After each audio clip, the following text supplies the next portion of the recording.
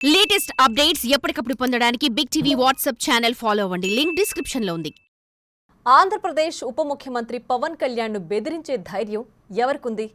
పవన్ ను చంపేస్తామన్న బెదిరింపుల వెనక ధైర్యం ఎవరిది? ఎర్రచందనం స్మగ్లర్లు, బియ్యం మాఫియా, గంజాయి పెడ్లర్ల నుంచే పవన్ కు ముప్పు పొంచి ఉందా? సనాతన ధర్మ వ్యతిరేకులు, బంగ్లా అనుకూలులు పవన్ పై కుట్ర చేస్తున్నారా?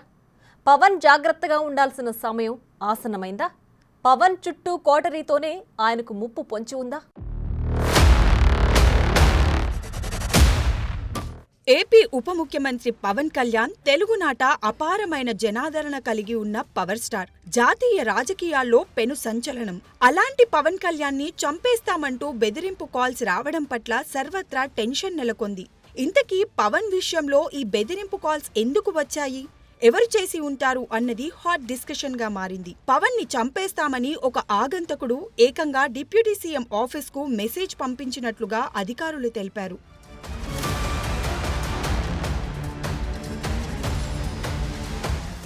ఆ బెదిరింపుపై డిప్యూటీ సీఎం పేషి అధికారులు వెంటనే పోలీసులకు ఫిర్యాదు చేశారు. పోలీసులు దీని మీద సమగ్రమైన దర్యాప్తుని చేపట్టారు. పవన్ ని ఉద్దేశించి ఆగంతకుడు అసభ్యకరమైన భాషలో హెచ్చరిస్తూ మెసేజ్లను పంపించారని అంటున్నారు. పవన్ ని చంపేస్తామని డిప్యూటీ సీఎం పేషీకే ఫోన్ కాల్స్ రావడంతో అంతా అప్రమత్తమయ్యారు. ఈ విషయాన్ని పవన్ కళ్యాణ్ దృష్టికి అధికారులు తీసుకుని వెళ్లారు. అదలా ఉంటే పవన్ ఒకవైపు రాజకీయాల్లో బిజీగా ఉంటూనే సినిమాలు చేస్తున్నారు. ఇక ఆయన అనేక అంశాలలో తన అభిప్రాయాలను కుండబద్దలు కొట్టినట్టుగా మాట్లాడుతున్నారు.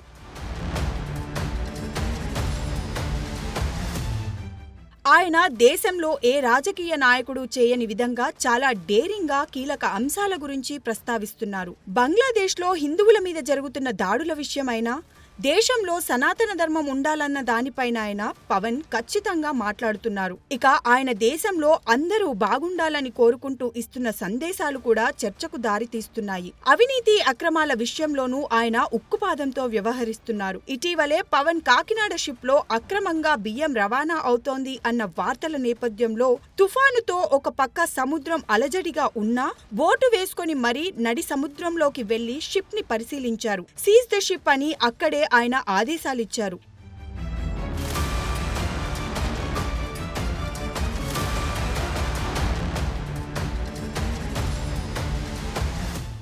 ఇక కాకినాడ పోర్టు వ్యవహారం మీద, అక్రమ రవాణా మీద ఆయన మీడియా సమావేశంలో కూడా చాలా అంశాలు చెప్పారు. తనను ఇక్కడకు రావద్దని అనేకమైన ఒత్తిళ్లు పెడుతున్నారని కూడా ఆయన చెప్పుకొచ్చారు. ఇక 6 నెలల పాలనలో ఆయన ఎర్రచందనం స్మగ్లింగ్ పై ఉక్కుపాదం మోపారు. గంజాయి, బియ్యం స్మగ్లర్లకు చుక్కలు చూపిస్తున్నారు. ఇలా ఆయన తనదైన పద్ధతిలో ముక్కుసూటిగా వ్యవహరిస్తున్న తీరు ఎప్పటికప్పుడు సంచలనంగా మారుతుంది. ఆ క్రమంలో పవన్ ప్రాణాలకు ముప్పు ఉందని భావిస్తూ నిఘా వర్గాలు కూడా ఇటీవలే అలర్ట్ చేశాయని అంటున్నారు. ఈ నేపథ్యంలో ఆగంతకుడు ఏకంగా పవన్ పేషీకే ఫోన్ చేసి బెదిరించడం కలకలం రేపుతోంది.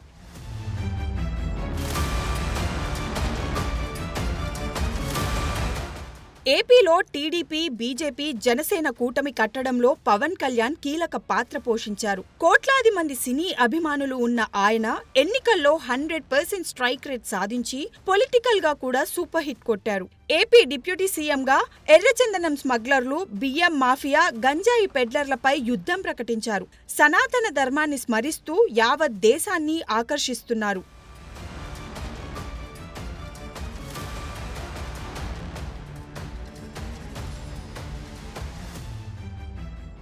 ఇలాంటి తరుణంలో ఆయనకు బెదిరింపు కాల్స్ రావడం సంచలనంగా మారింది. కేంద్రంలోని బీజేపీకి అత్యంత సన్నిహితమైన మిత్రపక్షంగా ఉన్న పవన్ కి బెదిరింపు కాల్స్ వస్తున్నాయంటే కేంద్రం కూడా ఈ విషయంలో గట్టి చర్యలకు ఉపక్రమించే అవకాశం కనిపిస్తోంది.